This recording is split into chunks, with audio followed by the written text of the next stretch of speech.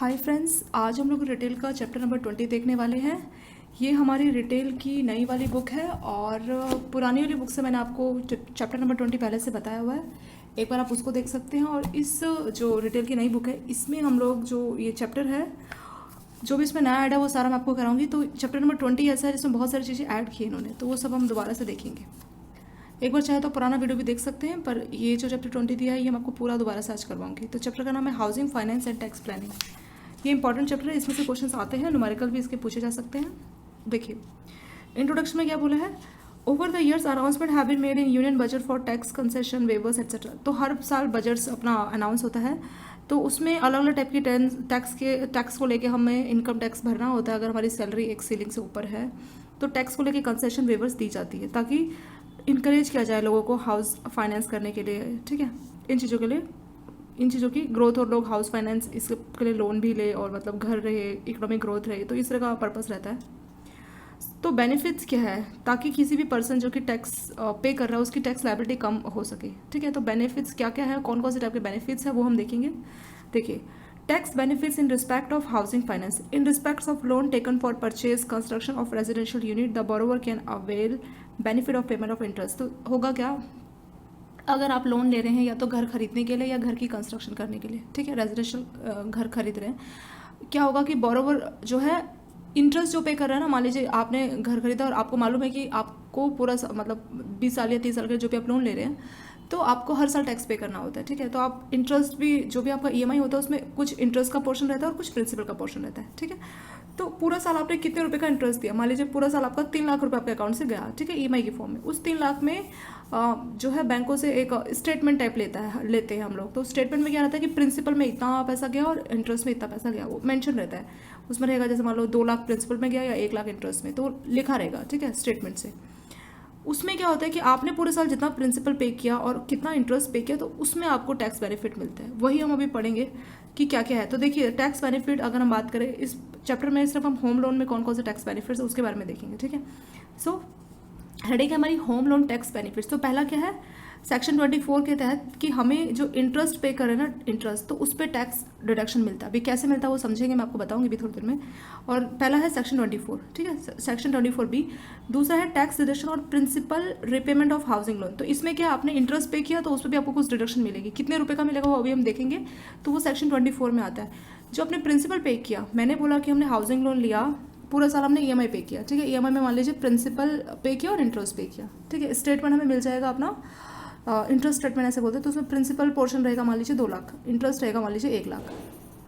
3 लाख आपने ईएमआई की फॉर्म में हर महीने करके पूरा साल आपने इतना 2 लाख का प्रिंसिपल और 1 लाख का इंटरेस्ट पे किया, जो बैंकों ने आपके लिए बनाया था। ठीक है, अभी आपको क्या करना है कि जो इंटरेस्ट आपने पे किया ना, इंटरेस्ट में आपको सेक्शन 24, जो आपने इंटरेस्ट पे किया उसमें सेक्शन 24B के तहत आपको टैक्स बेनिफिट मिलता है, और जो आपने प्रिंसिपल पे किया उसमें सेक्शन 80C के तहत। ठीक है, तो ये याद रखना है कि हमने जो ईएमआई पे किया तो प्रिंसिपल का कुछ पोर्शन रहेगा पूरे साल का और इंटरेस्ट का कुछ रहेगा।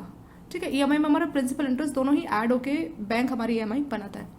सो प्रिंसिपल के तहत जो टैक्स बेनिफिट मिलेगा उसको बोलते हैं, लेगा ना, प्रिंसिपल रिपेमेंट ऑफ लोन। जो आपने प्रिंसिपल रिपेमेंट किया तो उसको बोलते हैं 80C सेक्शन, और 80C सेक्शन के तहत आपको टैक्स बेनिफिट मिलेगा। और जो इंटरेस्ट आपने पे किया उसको सेक्शन 24 के तहत आपको टैक्स बेनिफिट मिलेगा। ठीक है, यही है। तीसरा, tax benefit for first time. तो ये क्या है कि जिन्होंने फर्स्ट टाइम हाउसिंग लोन लिया तो उनके लिए एक्स्ट्रा 50,000 का टैक्स बेनिफिट है। वो किस में है, वो सेक्शन 80EE में है। ठीक है, सेक्शन 80EE, ये सब अभी हम देखने वाले हैं। तो पहले से स्टार्ट करते हैं 24B। सो देखिए, tax benefit under section 24B, interest on housing loan can be avail as deductions from income from property, salary, business, profession, capital gain और any other source up to 2 lakh rupees under section. तो इसमें 2 लाख रुपए तक का आपको जो है tax benefit मिलता है। मान लीजिए टोटल आपकी जितनी भी इनकम हुई है उस साल में, और आपने उस इनकम में आपका जितना 2 लाख रुपए तक का, ये मैक्सिमम है। ठीक है, अगर आपने प्रिंसिपल मान लीजिए सिर्फ 1 लाख का ही प्रिंसिपल पे किया पूरे साल में तो आपको 1 लाख का ही मिलेगा।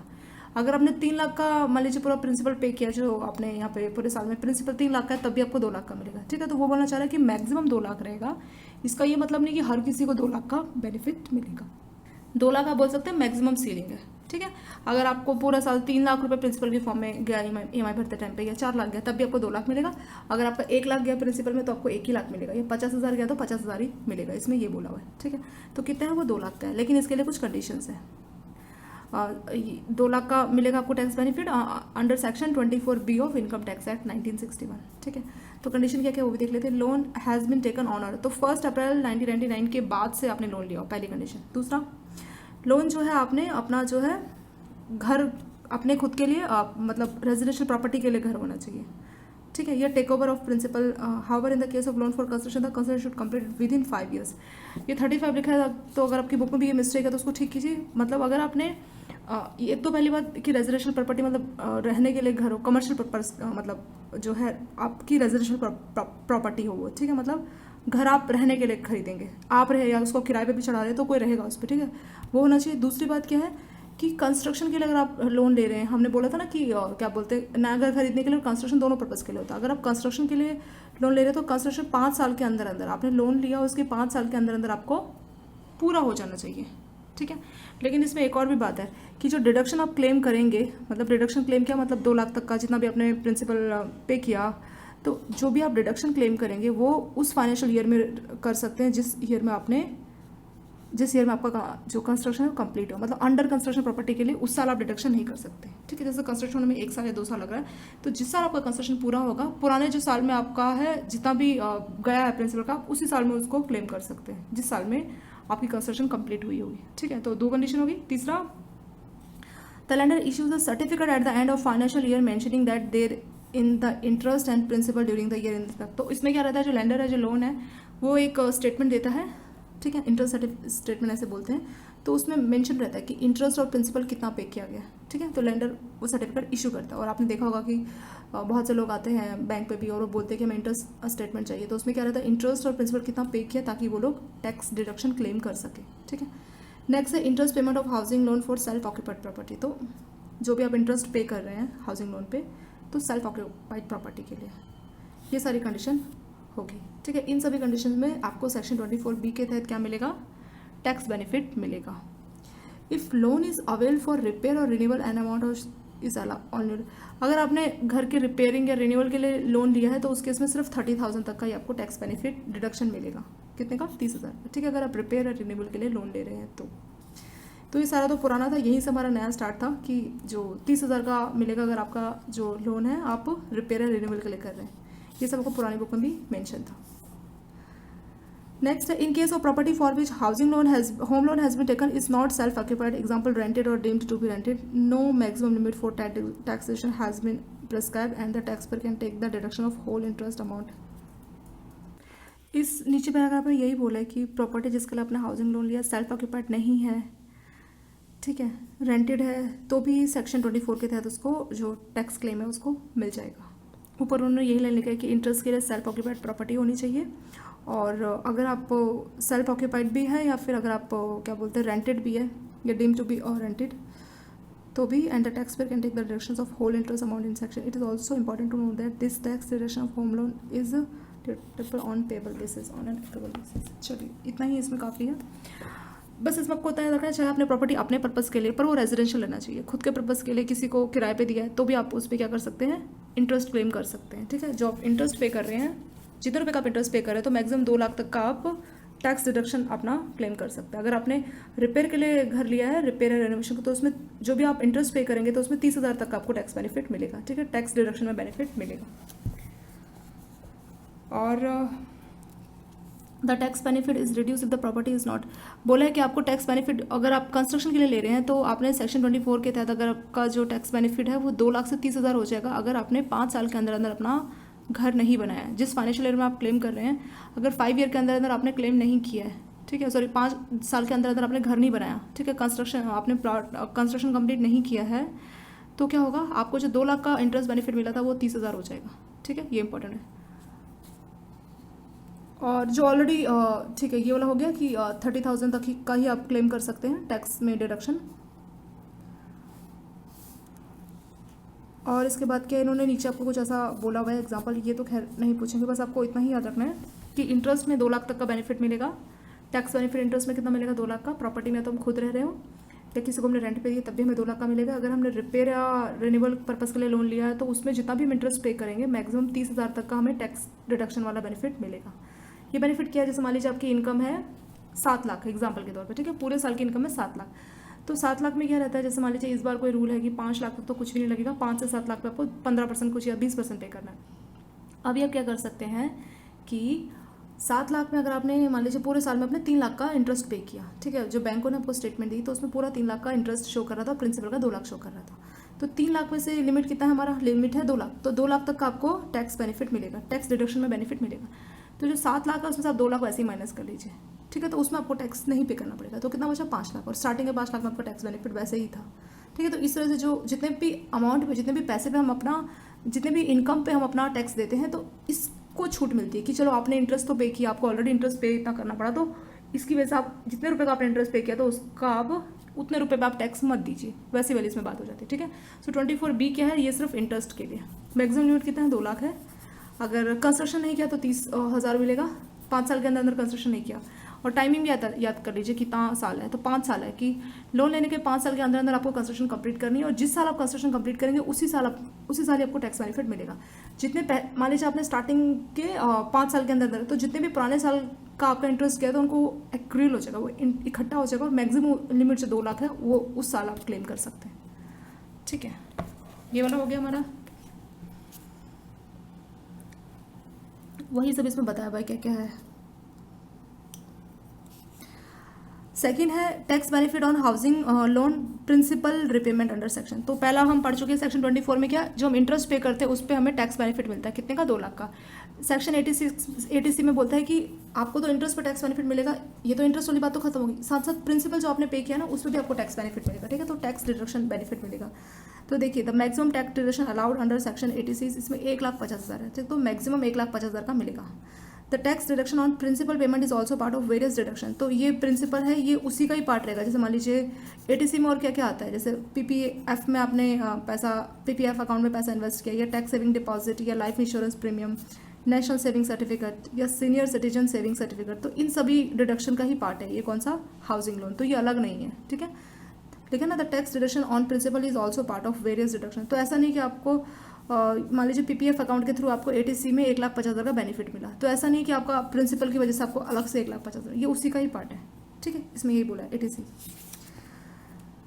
कंडीशन भी वही है कि अगर आप कंस्ट्रक्शन के लिए कर रहे हैं तो क्या होगा, only if the construction is completed and have receive a completion certificate for the same. अगर आप कंस्ट्रक्शन पर्पस के लिए 80C के तहत अपना टैक्स डिडक्शन वाला बेनिफिट चाहते हैं तो आपको कंप्लीशन सर्टिफिकेट दिखाना पड़ेगा।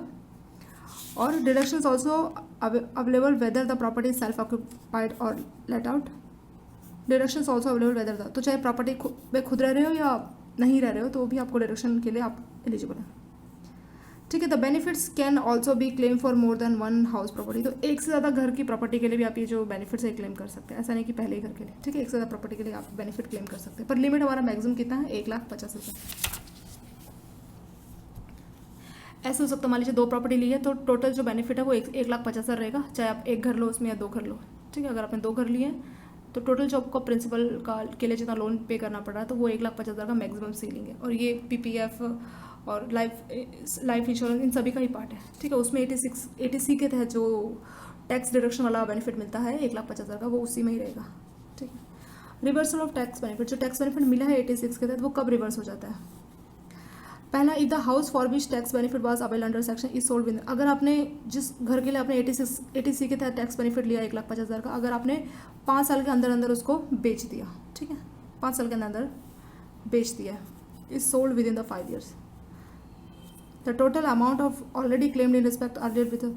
तो फिर क्या होगा, जब इससे पहले मान लीजिए 5 साल के अंदर अंदर बेच दिया, ठीक है, तो 5 साल तक तो हमने उसको 1,50,000 का जो टैक्स बेनिफिट कमाया उसका उस पैसे का क्या होगा, जो हमें ऑलरेडी बेनिफिट मिल चुका है। तो उस केस में क्या होगा कि 5 साल इससे पहले के जितने भी साल थे, लिखा ना अर्लियर ईयर में, जो भी आपने टैक्स डिडक्शन का क्लेम किया, इस साल जिस साल आपने अपने घर को बेच दिया उस साल उसका आपका प्रॉफिट काउंट कर दिया जाएगा और फिर उस हिसाब से आप पे टैक्स लगेगा, ठीक है।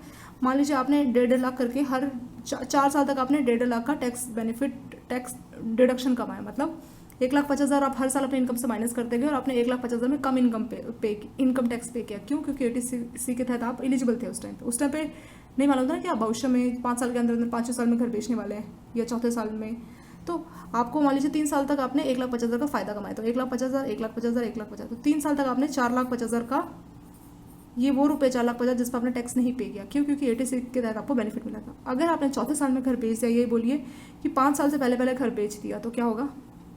पहले के जो क्लेम है, मान लीजिए इस साल आपने घर बेचा चौथे साल में, तो 4,50,000 को चौथे साल की इनकम कंसिडर किया जाएगा। और अगर 4,50,000 जिस पर टैक्स बेनिफिट मिला उसको चौथे साल की इनकम कंसिडर कर लिया है, तो इसका मतलब चौथे साल पे इस पे इनकम टैक्स भरना पड़ेगा। कितने पे? 4,50,000। तो पहले बेनिफिट मिल गया, लेकिन अभी आप बेच रहे हैं तो पुराना जो बेनिफिट था वो ऐड हो जाएगा और उसी साल की इनकम कंसिडर कर लिया जाएगा और उस हिसाब से इनकम टैक्स लग जाएगा। वही इसमें लिखा हुआ है, ठीक है। The total tax already claimed in respect of earlier year shall be deemed to be the income of such year in which the property has been। तो उस साल, जिस साल आपने प्रॉपर्टी बेची उस साल की इनकम काउंट कर लिया जाएगा और फिर उस पर आपको टैक्स पे करना पड़ेगा उस इनकम पे, ठीक है। तो वही है, रिवर्सल हो गया। चलिए, दो हमने पढ़ लिए। 80 पहला कौन सा था? पहला था सेक्शन 24B और 80C। लास्ट है tax reduction for first time home buyer. तो 80EE के तहत सिर्फ वही लोग एलिजिबल होते हैं जो पहली बार घर खरीद रहे हैं, ठीक है। पहली बार भी घर खरीद रहे हैं तो वही लोग एलिजिबल होंगे। और इसकी कुछ और कंडीशंस भी देखेंगे। देखिए, tax benefit under section 80EE, deductions for the first time home buyer just like deduction under section 24। The deduction under section 80EE also available on interest paid on the home loan by the tax payer, ठीक है। 80EE जैसे हमारा section 24 किस पे applicable होता है? जो हमने इंटरेस्ट पे किया उसी अमाउंट पे टैक्स डिडक्शन में बेनिफिट दिलाता है सेक्शन 24। उसी हिसाब से सेक्शन 80EE भी जो हमने इंटरेस्ट पे किया ना होम लोन के लिए, उसी पे टैक्स डिडक्शन का एक्स्ट्रा बेनिफिट देते हैं, ठीक है। तो एक्स्ट्रा कितना? 50,000 रुपये का। 50,000 रुपये का जो भी हमने इंटरेस्ट पे किया ना हाउसिंग लोन पे, तो उसके लिए 50,000 का एक्स्ट्रा। और एक और बात, this deduction is available over and above the deduction. तो आपको सेक्शन 24 के तहत 2 लाख का डिडक्शन मिल रहा है, 80C के तहत 1,50,000 का मिल रहा है, लिखा है ना, विच आर 2 lakhs and 1,50,000। तो उसके अलावा है ये एक्स्ट्रा बेनिफिट्स है। मतलब कोई ऐसे नहीं बोल सकता कि अरे आप दोबारा से कैसे क्लेम कर रहे हैं, आपको तो सेक्शन 24 के तहत ऑलरेडी 2 लाख का इंटरेस्ट और टैक्स डिडक्शन बेनिफिट मिल गया। ऐसा कोई नहीं बोल सकता। क्यों? क्योंकि 80EE के तहत जो फर्स्ट टाइम के होम बायर है उनको थोड़ा एक्स्ट्रा और फैसिलिटीज़ देने के लिए ये वाला 80EE सेक्शन है, ठीक है। कितना है? 50,000 का। तो 80EE में कितना है? 50,000 का है। और ये एक्स्ट्रा है जो सेक्शन 24 का, तो उनको मिल रहा है बेनिफिट इंटरेस्ट का 1 लाख 2 लाख। 80C के तहत 1,50,000 मिल रहा है। उसके अलावा ये एक्स्ट्रा 50,000 का इंटरेस्ट पे बेनिफिट मिलेगा। इसकी भी लेकिन कुछ कंडीशंस है। क्या क्या कंडीशंस है देख लेते हैं। Condition necessary for claiming deduction under 80 to claim this special tax, इसको आप स्पेशल टैक्स बेनिफिट बोल सकते हैं, ठीक है। The tax payer must satisfy the following conditions. ये सारी कंडीशन सेटिस्फाई होनी चाहिए। पहला क्या है? The deductions can be avail on home loan sanctions only between 1 April to 31 March in the financial year. ये पता क्या, ये स्टार्टिंग में 1 अप्रैल टू 30 मार्च 2016 की बात हो रही है। 2016 1 अप्रैल 2016 से 31 मार्च 2017 के बीच में जिन्होंने लोन लिया, ये स्पेशली उनको ही दिया गया था, ठीक है। To the home loan sanction only between 1 April 2016 से 31 मार्च 2017, उन लोगों के लिए ये है जिनको होम लोन इस डेट पे सैंक्शन किया, 1 अप्रैल 2016 से 31 मार्च 2017। तो बुक में ये नहीं है, इसको आप लिख लीजिए, ये इंपॉर्टेंट है, ठीक है। 1 अप्रैल 2016 से 31 मार्च 2017 तक इस फाइनेंशियल ईयर में जिनको हाउसिंग लोन सैंक्शन किया गया, ये उनको ही मिलेगा 50,000 का जो एक्स्ट्रा बेनिफिट। पहली, ऐसा नहीं कि एक ही कंडीशन सेटिस्फाई होगी तो हो गया काम, नहीं, सारी कंडीशन सेटिस्फाई होनी चाहिए। दूसरा, the value of property for which loan has been taken should be less than 50 lakh. तो जो भी आप घर खरीद रहे हो उसकी कीमत, मान लीजिए आप फ्लैट लेते हो, फ्लैट की कीमत 50 लाख से ज़्यादा नहीं होनी चाहिए, it should be less than 50 lakh, ठीक है। तीसरी condition, the home loan should not exceeds. तो 50 लाख का तो घर है, उसमें क्या कुछ पैसा हमें अपना मार्जिन के तौर पे लाना होता है और बाकी बैंक हमें लोन देता है। तो 50 लाख तो घर की कीमत होनी चाहिए, उसमें बैंक लोन जो आपने लिया वो 35 लाख से ज़्यादा का नहीं होना चाहिए, ठीक है। 50 लाख घर की कीमत होनी चाहिए और 35 लाख से ज़्यादा का हाउसिंग लोन नहीं होना चाहिए। 3 कंडीशन हो गई। चौथा, the tax benefits here can be claim till the time repayment of the loan. तो ये टैक्स बेनिफिट जब तक कि लोन का रिपेमेंट नहीं हो जाता वो हर साल इसको क्लेम कर सकता है, ठीक है, जब तक repayment. Deduction only applicable on home loan paid for first. और एक और इंपॉर्टेंट बात, आपका जो पहला अगर फर्स्ट हाउस है तभी आपको ये डिडक्शन का बेनिफिट मिलेगा। फर्स्ट हाउस, ठीक है, फर्स्ट हाउस होना ज़रूरी है। अगर दूसरा घर है तो नहीं मिलेगा, सिर्फ फर्स्ट हाउस के लिए आपने लोन लिया तभी मिलेगा। The property in question can इधर भी सेल्फ ऑक्यूपाइड और नॉन सेल्फ, मतलब या तो खुद इस पर रह रहे हो या नहीं भी रह रहे हो तो भी चलेगा, तब भी आपको जो 50,000 का एक्स्ट्रा इंटरेस्ट और टैक्स डिडक्शन बेनिफिट है वो मिलेगा ही मिलेगा। The amount of claim directly under this section will not be eligible to claim deduction under 24 again for the same amount of interest. इस लाइन का मतलब समझिए, मान लीजिए आपने कुछ इंटरेस्ट पे किया, एग्जाम्पल के तौर पर आपने मान लीजिए 2 लाख का इंटरेस्ट पे किया, चलिए हम मानते हैं 2,10,000 का इंटरेस्ट पे किया, ठीक है। पूरे साल आपने बैंक से स्टेटमेंट, जो इंटरेस्ट स्टेटमेंट है उसमें बैंक ने स्टेटमेंट में लिखा कि इस कस्टमर ने प्रिंसिपल मान लीजिए 1 लाख है और इंटरेस्ट उसका 2,10,000 गया है, जस्ट एग्जाम्पल, उसने स्टेटमेंट में आपको ऐसा दिया लिख के। इस लाइन का मतलब ये है कि 2,10,000 में आपने सेक्शन 24 के तहत क्या था, सेक्शन 24 के तहत मैक्सिमम 2 लाख का टैक्स बेनिफिट मिलता है, ठीक है। सो 2,10,000 में आपने सेक्शन 24B के तहत तो 2,10,000 में से तो आपने 2 लाख का बेनिफिट तो कमा लिया, ठीक है, मतलब 2 लाख रुपए आपने अपनी इनकम से रिड्यूस करके टैक्स डिडक्शन वाला बेनिफिट कमा लिया। अभी क्या है, कितना बचा है, सिर्फ 10,000 बचा ना, तो इसका मतलब अब आपको सिर्फ 10,000 रुपये पे ही टैक्स बेनिफिट मिलेगा, 50 पे नहीं मिलेगा। क्यों? आप ये नहीं बोल सकते ना कि मेरे को क्या बोलते हैं, क्योंकि 2,10,000 में 2 लाख का तो ऑलरेडी टैक्स बेनिफिट 24B के लिए मिल गया, तो 2 लाख का जो इंटरेस्ट था उसके लिए तो ऑलरेडी आप टैक्स बेनिफिट कमा चुके, तो उसी इंटरेस्ट के लिए दोबारा से बेनिफिट नहीं, उसी 2 लाख को आप दोबारा काउंट नहीं कर सकते। वही इसमें बोल रहा है, the amount of claim deducted under this section will not be eligible to claim the deduction under section 24 again for the same amount of interest. उसी इंटरेस्ट के लिए आप दोबारा क्लेम नहीं कर सकते, ठीक है। मान लीजिए सिर्फ 2 लाख का आपको पूरा साल इंटरेस्ट आपका सिर्फ 2 लाख गया होता है, एग्जांपल के तौर पर अगर इंटरेस्ट आपका 2 लाख गया तो उस केस में सिर्फ आपको 2 लाख का मिलेगा, जो कि 24 के तहत मिलेगा। उस केस में आपके पास कुछ इंटरेस्ट बचा ही नहीं जिसको आप इसके तहत क्लेम कर सको, तो उसमें आपको कुछ भी नहीं मिलेगा, ठीक है। ये बोलने की कोशिश कर रहा है कि जो भी 24B, मतलब ये एक मान सकते हो कि स्कीम है कि आपने कितना इंटरेस्ट पे किया। अगर आपने इंटरेस्ट पे किया 2 लाख 2.5 लाख का पूरे साल, तो 2.5 लाख में 2 लाख का तो आपको 24B के तहत मिल जाएगा, और जो 50,000 बच गए उसका आपको इसके तहत मिल जाएगा, क्योंकि पूरा पैसा बन रहा है बराबर।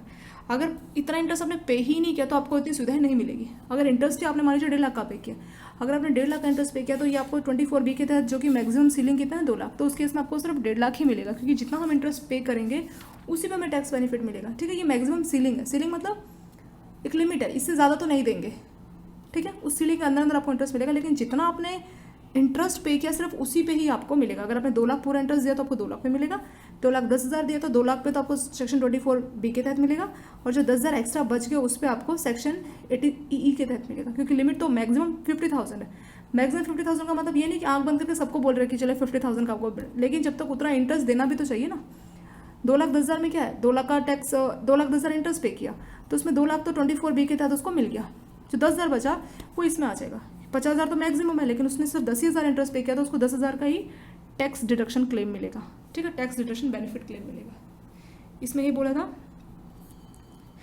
As on date of sanction of loan no other house is own by you. तो जब आपको लोन सैंक्शन किया जा रहा है तब आपके पास कोई दूसरा घर नहीं होना चाहिए, ठीक है, यही इसका मतलब है। चलिए हमने सारी चीज़ें समझ ली है। इसके बाद एक नीचे बोला है, eligibility for claiming section 80EE deduction. The deduction under this section can be claimed only by individual tax payer on properties purchase either, या तो आपने सिंगली या जॉइंटली अगर प्रॉपर्टी ली है तब आपको मिलेगा, ठीक है। इट इज़ एप्लीकेबल ऑन पर पर्सन बेसिस इंस्टेड ऑफ पर, तो ये पर पर्सन बेसिस पे है। इसके बाद बोला है कि सेक्शन 80EE ये क्या है, ऑन पर पर्सन बेसिस इंस्टेड ऑफ पर प्रॉपर्टी, तो ये पर पर्सन बेसिस है, मतलब पर्सन टू पर्सन आपको मिलेगा। ऐसा नहीं है कि एक प्रॉपर्टी पे एक ही बार क्लेम मिलेगा। अगर 2 लोग जॉइंटली हैं और वो दोनों ही लोग जो है मतलब EMI भर रहे हैं और दोनों ने इतने इतने रुपये का इंटरेस्ट किया है, जो कि उनका लिमिट है, ठीक है, अपने लिमिट पर अगर इंटरेस्ट उन्होंने पे किया तो उनको मिलेगा, पर प्रॉपर्टी बेसिस पे नहीं है, पर पर्सन बेसिस पे, ठीक है। मतलब हस्बैंड वाइफ ने जॉइंटली लिया, वैसा कुछ आपका एग्जाम्पल भी देखेंगे अभी हम। हस्बैंड वाइफ ने जॉइंटली लिया है तो हस्बैंड को भी अलग से क्लेम मिलेगा और वाइफ को भी अलग से क्लेम मिलेगा, क्योंकि दोनों ने अपना इंटरेस्ट जो है किसी प्रपोर्शन में पे किया होगा। बोला भी है, so suppose if you have purchase property jointly with your spouse, you both are paying the installment of loan, ठीक है, दोनों आप पे कर रहे हैं, then you both can individually claim this reduction, तो इंडिविजुअली दोनों अपना क्लेम कर सकते हैं। नेक्स्ट है, it is not necessary to reside in property for which you want to claim this deduction, so borrower staying in rented, तो ज़रूरी नहीं कि आप उसी प्रॉपर्टी में रह रहे हो, अगर आप रेंट पे भी रह रहे हो और उस प्रॉपर्टी पर नहीं भी रह रहे तो भी चलेगा, आपको टैक्स बेनिफिट मिलेगा इसमें। चलिए ये सभी हमारा ये तक का इम्पोर्टेंट है। और इसमें बोला है gross annual value of property which is let out through out the year is determine the following वे, तो उसमें आपको कुछ चीज़ें बोली है कि reasonable expected rent, actual rent, ठीक है, ग्रॉस एनुअल वैल्यू कैसे कैलकुलेट करना है वो इसमें आपको बताया हुआ है। यहाँ से मैं आपको ना ये जो यहाँ से मैं आपको आगे पार्ट 2 में बताऊँगी, यहाँ तक का प्रैक्टिस कर लीजिए। और thank you so much for watching this video.